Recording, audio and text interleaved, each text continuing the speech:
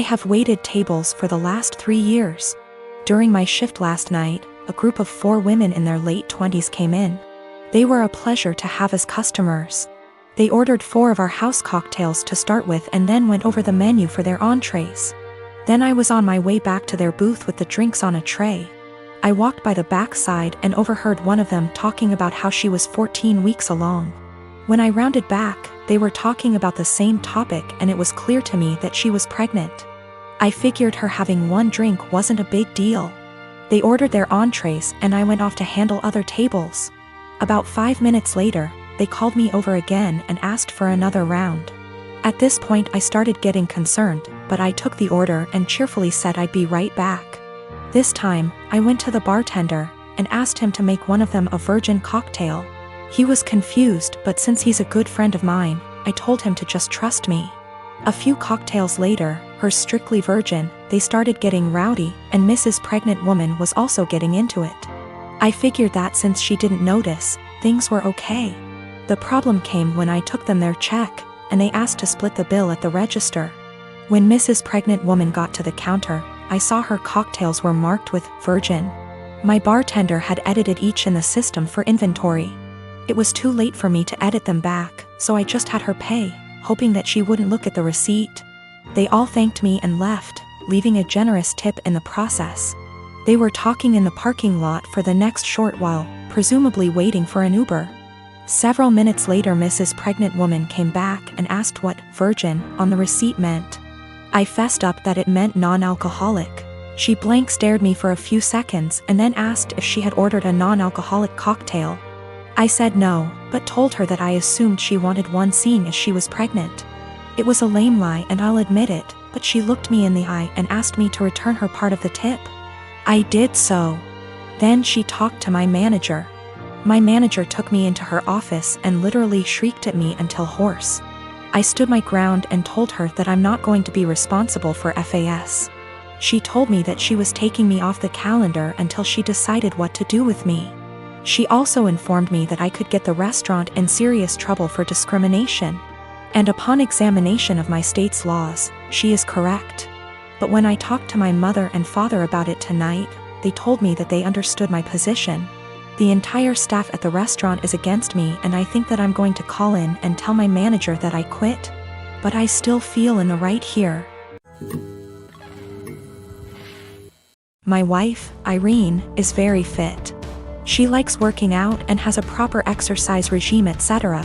She believes that if she feels good, she looks good, and she feels good working out, so who am I to stop her? My brother, Will, spent the latter half of last year going through a messy divorce and now needs a place to stay. Though my brother and I aren't very close, I figured he would only stay with us for a couple weeks until he got back on his feet. Will is a typical gym rat. He's always on a very strict diet, always working out and bragging about his gains.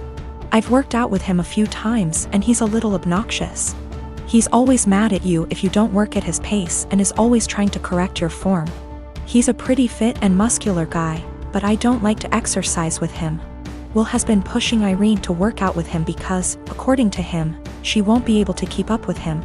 Irene mostly just shrugs him off with a laugh and tells him she would love to work out with him. Irene works out in the mornings, 3 times a week, and then does a run in the evening.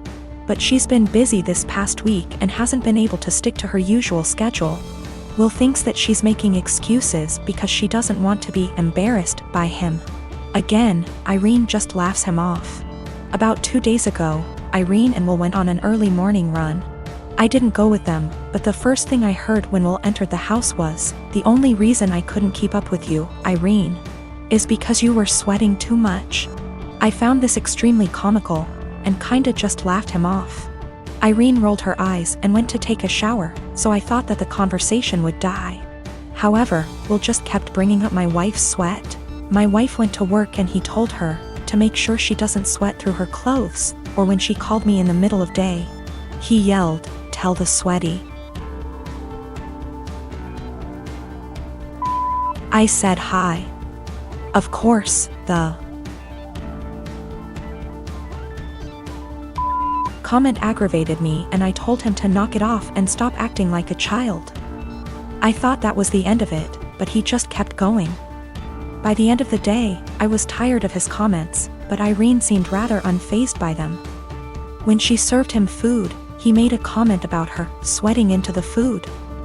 At this point, I was at my wit's end and I told him to stop acting like a sore, slow, referring to his running pace, loser, and eat his food.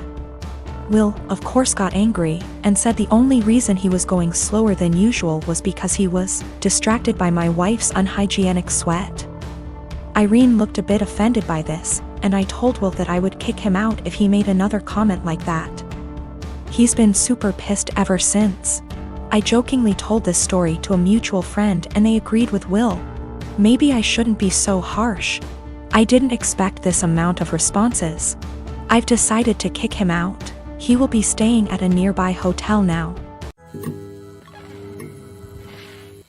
A couple years ago, a close friend, Ashley, started a long-distance relationship with a guy, Chris. He has been really good to her, and after meeting in person a few times, they decided to move in together. I was super happy for her as she had a few bad relationships over the years and it was nice to see her in a healthy one. That joy faded the last couple months before she moved a few states over to be with him. The issue isn't her moving, but that she repeatedly joked about having a baby from Chris. At first, I accepted it as jokes, but over time I realized Ashley was serious. For context, Ashley has 2 children from a previous relationship, ages 10 and 12. Chris absolutely doesn't want kids. He told her this at the start, and anytime she hinted possibly wanting more, he shot it down, saying it was a deal breaker. Now, Chris is more than willing to accept her children as her own, because he loves her, and after meeting her kids, them as well. He's accepted that they are a package deal with her, and since they are at an age where they are semi-independent, it's not an issue for him. To me, Chris is a real bro, for taking on her kids without issue. Hearing Ashley say she wants a baby out of him, one way or another, bothered me to no end. It's hard enough to find a partner that treats you well and accepts children that aren't their own. To find one that does and then talk about plotting to force a baby seems gross and manipulative. Before her move, I had sat down with Ashley, trying to talk sense into her. At first she resisted, but finally it seemed she understood how shitty it would be. After I felt like she had understood, I put the issue behind me and helped support her through the hassle of moving. A few days after she left, I got a call from a mutual friend who delves into the Wiccan / metaphysical realm. She was distraught and confessed to me that shortly before Ashley's move, Ashley had come to her asking for a fertility spell. This friend didn't feel comfortable about it and refused. When pushed, she said she cast a spell for a healthy and honest relationship, but told Ashley it was for fertility. As you can imagine, I was livid. I messaged Ashley, confronting her about what I learned, and she laughed it off as she was desperate, but magic is fake anyway. So what's the harm? She then let it slip that since Chris was planning on getting a vasectomy in a few months, she had poked holes in their condoms as a last-ditch effort. At that point, I couldn't stay silent. I gathered up screenshots of all the conversations over the last few months and sent them to Chris. He understandably freaked out and kicked her out. Now, Ashley hates me because she was kicked out after a huge move and didn't have a job or money to make it back. She said I'm a terrible person for putting her and her kids out on the street. My husband Tim has a serious dairy allergy. I'm talking about an actual immune system reaction, not intolerance. His allergy is serious enough to cause acute enterocolitis, but he hasn't needed an EpiPen since he was a kid. I work full-time and also have some seasonal work this holiday season because Tim has been without work. And money has been very tight. As a result, I barely get to rest. The holidays are especially hard, and I found myself getting just 1 day off every 2 weeks for almost 2 months straight. As you can imagine, that day off means the universe to me. Now, Tim loves dairy, and will sometimes intentionally eat things which trigger his allergy. Lately, it's gotten out of hand, with him going from one risky meal every 4 to 6 months, to every 2 or so weeks. In fact, it always seemed to coincidentally line up with my time off, and I found myself spending my 1 day taking care of him. Last week, I finally asked him if he was intentionally timing it to line up with my day off. I fully expected him to say no, but he admitted that he was doing it to make sure that he'd have a nurse.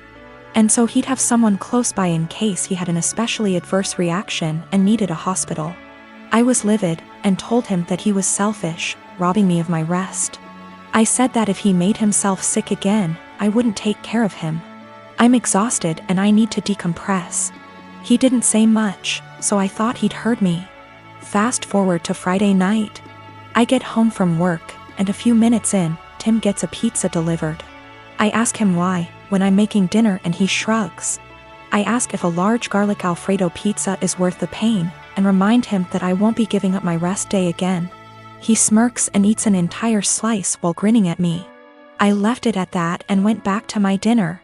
Predictably, he got sick, profusely vomiting, retching and groaning from the intense cramping and diarrhea. I slept in the guest room to get away from the sound and smell. He called for me several times and I repeatedly told him no. Hours later, he was still sick and woke me up at the crack of dawn to go get him Pedialyte and meds because he was very dehydrated and still in pain. I told him to order it in and asked him to get out and let me sleep. He was still whimpering when I eventually got up to shower and eat. Again, I did nothing to help or comfort him. By evening, he was sulking, and by morning when I had to work, he was enraged. He yelled, and by the end of the day he told our friends and family that he nearly died and I neglected him. His family accused me of passively trying to kill him. His mom called, shouting that he could have had a life-threatening reaction due to my petty actions, and that I'm a shit wife for not minding his health. I'm starting to feel guilty because she's right and he could have been seriously hurt.